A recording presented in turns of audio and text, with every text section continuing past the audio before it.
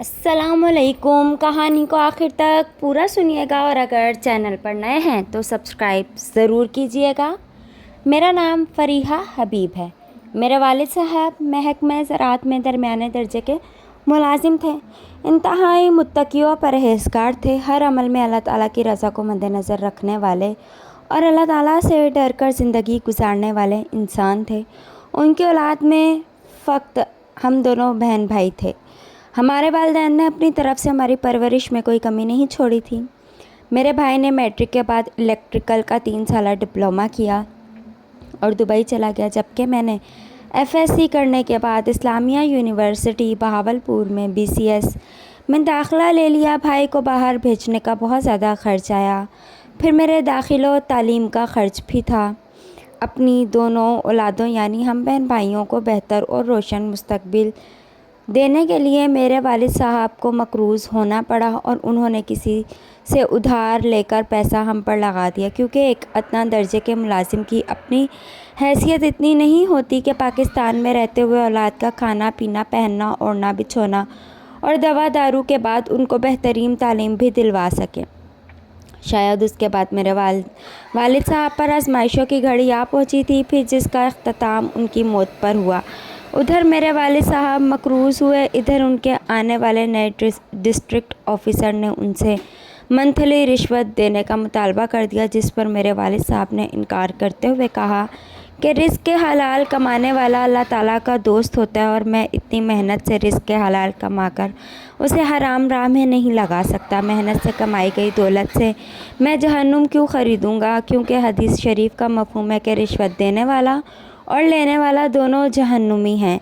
मेरे वालिद साहब चूँकि उस ऑफ़िसर से बहुत जूनियर थे, लिहाजा मेरे वालिद साहब के जवाब को मोहतरम ऑफ़िसर साहब ने अपनी तौहीन समझा और कुछ दिन बाद एक झूठ मूठ का अपना ही आदमी खड़ा करके मेरे वालिद साहब पर रिश्वत लेने का इल्ज़ाम लगाकर उन्हें मुअत्तल कर दिया। मेरे वालिद साहब जो पहले ही बहुत मकरूज़ थे, उनके लिए यह बहुत बड़ा सदमा था। कर्ज़ वापस करने का ज़हनी दबाव पहले से था।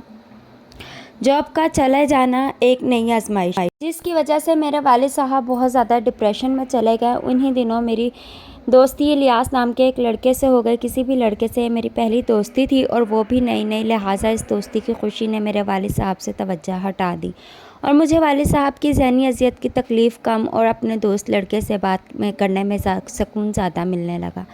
जब भी वालिद साहब के चेहरे पर नज़र पड़ती तो मैं गमगीन ज़रूर होती, मगर दूसरे ही लम्हे जब मोबाइल की स्क्रीन पर इलियास के नाम से मैसेज जगमगाता तो मुस्कुराने लगती और वालिद साहब की आंखों से ओझल होकर इलियास से बात करने लगती। अभी मेरे वालिद साहब जॉब जाने और कर्ज़ वापस करने वाले मामलात में ही उलझे हुए थे कि वहाँ दुबई में मेरे भाई का किसी से झगड़ा हुआ और उनको पुलिस ने गिरफ़्तार कर लिया।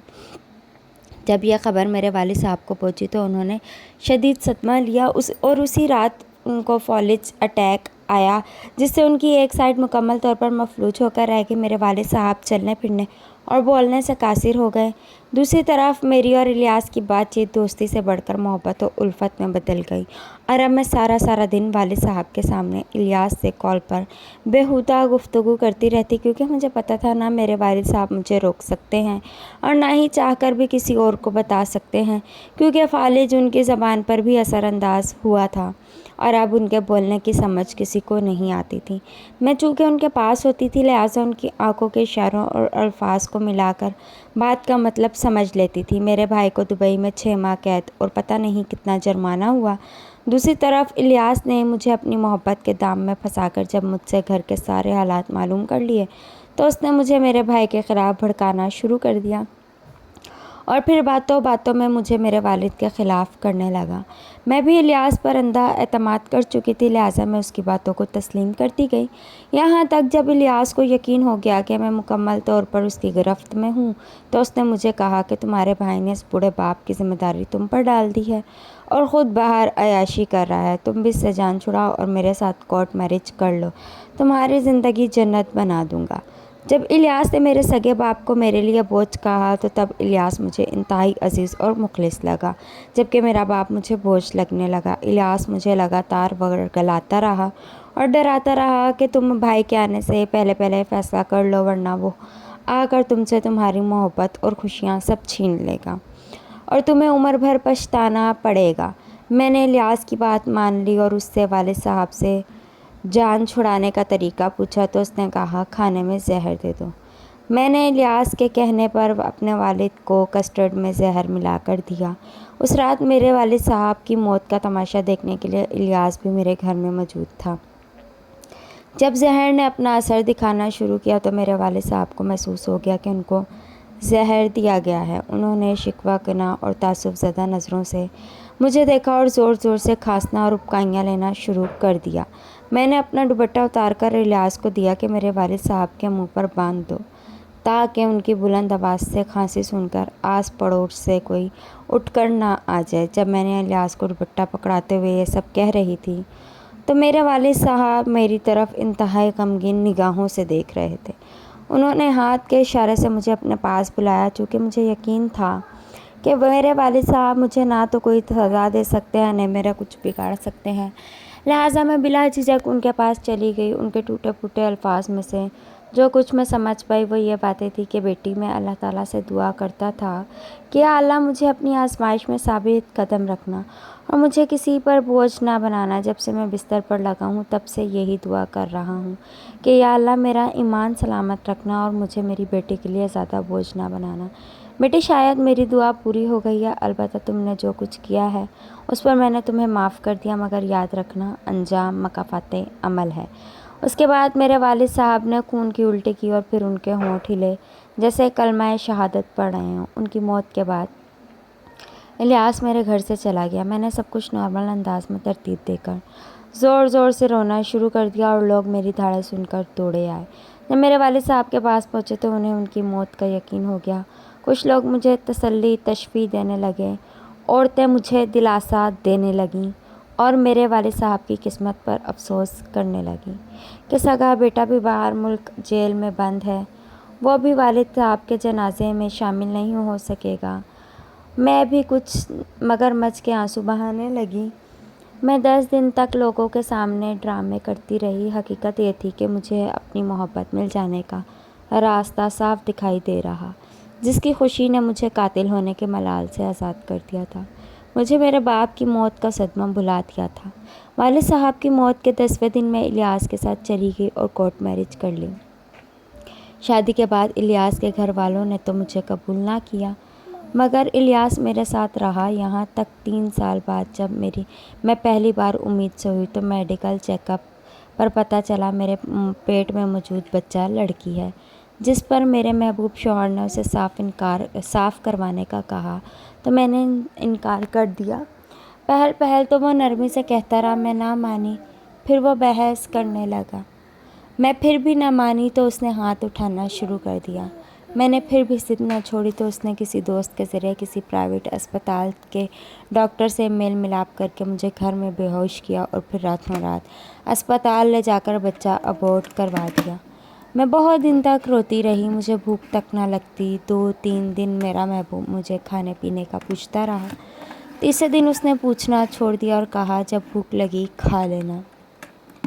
میں نے اس واقعے کے 1.5 ہفتے بعد پیٹ بھر کر کھانا کھایا، پھر آہستہ آہستہ نارمل روٹین میں آ گئی، مگر اس ثانیے کے بعد زیادتی بھی میرے محبوب کی تھی، اس کے باوجود وہ مجھ سے دور ہوتا گیا۔ جب دوسری بار میں امید سے ہوئی تو اس بار پھر بھی لڑکی تھی، اس بار بھی الیاس نے ابورشن کا کہا، مگر میں نے پھر انکار کر دیا تو پہلے کی طرح بات بحث مباحثے سے بڑھے کر جسمانی تشدد تک جا پہنچی تو مجھے یقین ہو گیا کہ اب کی بار بھی الیاس جیت جائے گا، لہٰذا میں بہت بار مار کھانے کے بعد ہار مان لی۔ یہاں تک کہ جب تیسری بار میں امید سے ہوئی تو ڈاکٹرز نے بتایا اگر اس بار DNC ہوئی فریحہ دوبارہ کبھی ماں نہیں بن سکے گی۔ میں نے اپنے شوہر کی لاکھ منتیں کی مگر وہ نہ مانا اور اپنی ضد پر اڑا رہا کہ مجھے بیٹی نہیں چاہیے۔ یہاں تک کہ تیسری بار بھی میری DNC ہو گئی۔ جب میں فقط گوشت پوست کا ڈھیر رہ گئی اور ماں جیسے عظیم رتبے پر فائز ہونے سے محروم ہو گئی تو الیاس کی مجھ میں دلچسپی بھی ختم ہو گئی۔ کچھ عرصہ بعد اس نے مجھے طلاق دے دی اور مجھے مجبور کرنے لگا تم میرے ڈیرے پر کام کرنے والے ملازم سے شادی کر لو، اس طرح جب کبھی میرا دل چاہے گا میں تمہارا قرب پا لیا کروں گا۔ مگر میں اس کی بات ماننے سے انکار کر دیا تو اس نے مجھے دنیا میں موجود اپنے جیسے دوسرے درندوں سے ڈرایا اور میں ڈر بھی گئی، مگر اس کے باوجود دل میں عہد کر لیا کہ میں الیاس کی بات مان کر مزید کچھ نقصان نہیں اٹھاؤں گی۔ البتہ عدت پوری کرنے کے لیے اسے دھوکے میں رکھا اور کہا مجھے 2 ماہ کا راشن دے دو اور عدت پوری کرنے دو، جب 2 مہینے گزر جائیں گے تو مزید 2 مہینے کا راشن بھجوا دینا، اور جب عدت پوری ہو جائے گی تو آپ کے ملازم سے نکاح کر لوں گی۔ الیاس نے میری بات مان لی، مگر قسمت کو شاید اب میری آزمائشیں ہی مقصود تھیں۔ جب عزت ختم ہونے میں 21 دن باقی تھے تو مجھے لقوہ ہو گیا۔ مجھے الیاس ہی اسپتال لے کر گیا، میرا علاج شروع ہوا، مگر میری حالت میں بہتری نہ آئی، البتہ مزید طبیعت بگڑنے سے بچ گئی۔ میں نے عدت پوری ہوتے ہی لقوے کی حالت میں ہی راتوں رات الیاس کے گھر سے راہ فرار اختیار کی اور سرگودا کے ایک دارالامان آ کر پناہ لی۔ یہاں میں اس وقت لقوے کے ساتھ ساتھ فالج کی بھی مریضہ ہو چکی ہوں۔ یہاں انسانوں کو کھانے کے لیے جانوروں سے بدتر کھانا دیا جاتا ہے۔ مجھے لقوہ تھا جس کی وجہ سے میرا منہ ٹیڑھا ہو چکا، میری داڑھیں اس ایک دوسرے کے اوپر نہیں آتی تھیں، مگر اس کے باوجود دال کے نام پر جو نمک مرچ والا پانی ابال کر دیا جاتا ہے وہ مجھے کھانا پڑتا ہے کیونکہ پیٹ بھرنا ہوتا ہے۔ اب مجھے لقوے کے ساتھ ساتھ فالج کا بھی اٹیک آ چکا ہے، گو کہ میں سنبھل گئی ہوں۔ میں نے ورزش بھی کرنا شروع کر دی ہے، مگر اس کے باوجود میرے ہاتھوں پیروں میں ریشہ آ چکا ہے۔ کئی بار میرے ہاتھ کانپنے کی وجہ سے چائے یا سالن زمین پر گر جاتا ہے تو دوبارہ نیا سالن نہیں ملتا، لہٰذا پیٹ کی بھوک مٹانے کے لیے میں روٹی کا نوالا کھانے کے بعد زمین کا گرا ہوا سالن انگلی کی مدد سے اٹھا کر منہ میں ڈالتی ہوں۔ اگر زمین پر گر جانے والا سالن زیادہ پتلا ہو تو انگلی سے نہ اٹھ رہا ہو تو روٹی ہی فرش پر رگڑ کر سالن لگا لیتی ہوں۔ میری ساتھی عورتیں مجھ سے آپ بیتی پوچھتی ہیں تو میں ان کو اپنے محبوب شوہر کے ظلم کی داستان سنا دیتی ہوں۔ کبھی نہیں بتاتی کہ میں نے اپنے سگے باپ کو غیر محرم کی محبت کی خاطر قتل کر دیا تھا اور میرے باپ نے مجھے مرتے وقت معاف تو کر دیا تھا، مگر یہ ضرور بتایا تھا کہ انجام مکافات عمل ہے۔ فرینڈز، اسٹوری اچھی لگے تو میرے چینل کو ضرور سبسکرائب کریں، بیل آئیکن کو پریس کریں۔ اللہ حافظ۔